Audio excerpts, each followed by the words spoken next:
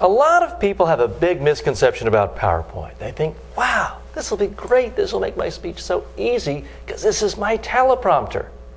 Now, what's a teleprompter? That's what newscasters use. So if they're looking right at the camera, they can be reading across a piece of glass. That's what politicians use. If you ever see the President of the United States giving a State of the Union address, they have their entire speech typed up on a computer, scrolling, and then reflected on a TV screen up on a piece of glass they can look at either way. The beauty of it is it's only visible to the speaker. The audience doesn't see any of that. That's why it creates this illusion of the person speaking, knowing what they want to say, looking right at someone, being authoritative.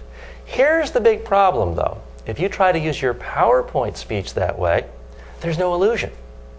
Everyone else can see all your words up there. So what happens? Well, people get bored. They're thinking, good gracious, does this TJ think we're so stupid we don't know how to read? It's insulting their intelligence.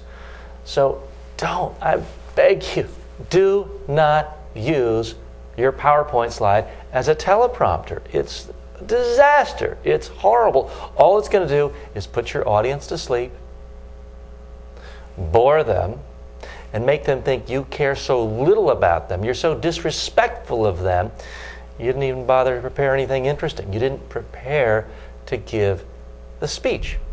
Think back to The Wizard of Oz. When you see and hear the almighty wizard, you see his big face, you hear his voice, very impressive.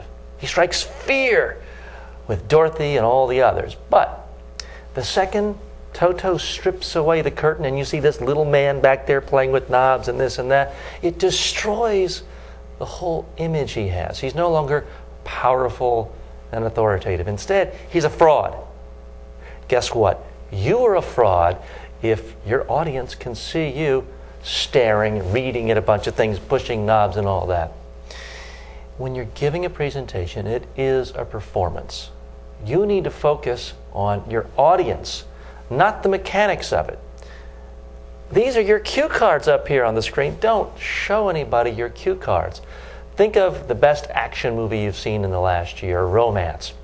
How would it look if the leading man, whether it's Tom Cruise or Robert Redford from a long time ago, came out, oh, honey, Dorothy, I love you, and you see the cameraman pull back and you see the actor reading from cue cards. Kind of ruin the whole mood, wouldn't it? Kind of destroy the illusion.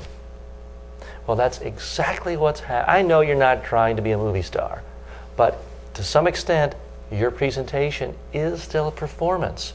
So don't destroy the illusion that you actually know what you're talking about. So don't use the PowerPoint as your teleprompter.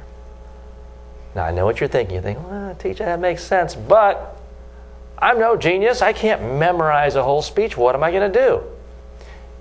You don't have to put your whole speech on the PowerPoint. Instead, there's a much more sophisticated, high-tech solution I've come up with for how you can remember what to say.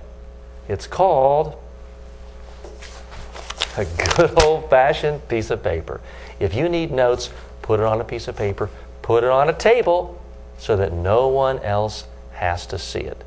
Have your notes for you. Have your PowerPoint filled with images just for your audience.